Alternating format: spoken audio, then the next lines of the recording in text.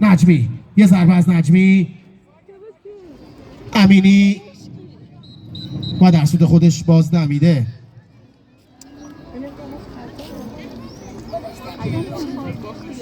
امیر شیروانی ببینیم چه تصمیمی گرفته.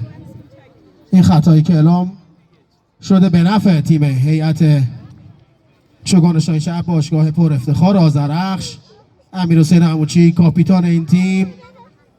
علی رحیمی، یه پاس کوتاه از رحیمی. خب اشاره میکنه امیر شیروانی که بعد از سوت باید اقدام به زدن ضربه بکنن. بازی به صورت نمادین برگزار میشه ولی تمامی قوانین باید رعایت بشه. امیرحسین عموچی، یه دریبل از عموچی، بازیکن رو جا میذاره. ببینیم موفق میشه توپ رو گل بکنه. آخر توی دروازه 3-4 ضربه تماشایی، یه دریبل زیبا و توپی که به گل تبدیل شد. امیرحسین عموچی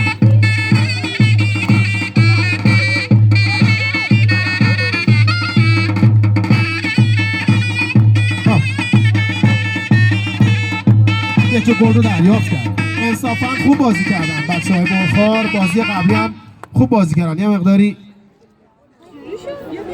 عجله‌ای که کردن اونجا باعث شد که امیرحسین 3-4 متر خودش رو روی اسب کشید و خودش رو به توپ رسوند. دست خودش امید امیر شیروانی. ببینیم تصمیم چی است. بله ظاهرا گل بله پذیرفته است. تشویق کنید دوستان.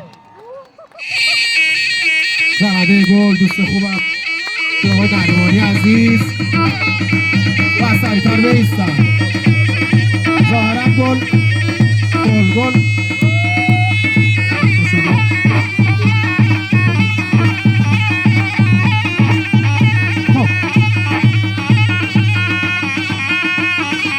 امیر شیروانی پرتاب مجدده تو. ببینیم چه میکنه.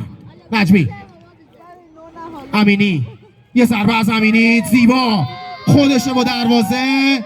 یه اثری که اونجا امیرحسین گذاشت. یه ضربه چپ به جلو از علی رحیمی. یه پاس زیبا برای امیرحسین عموچی. توپ رو هنوز بله رحیمی، یه ضربه زیبا از رحیمی. ببینیم خودش میتونه صاحب توپ بشه یا خیر.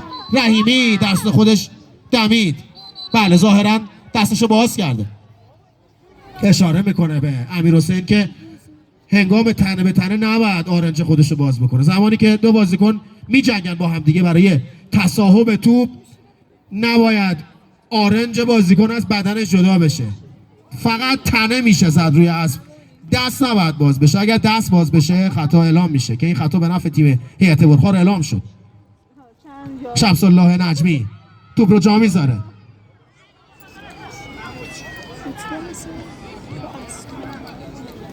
داوری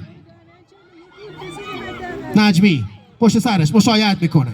رحیمی یه بکس امینی نجمی. ببینیم چه میکنه نجمی. یه نیم نگاهی به دروازه میندازه. ضربه زیر گردن میتونه بزنه یا خیر. بله دست خودش دمید امیر شیروانی. نباید رحیمی اونجا توپگیری انجام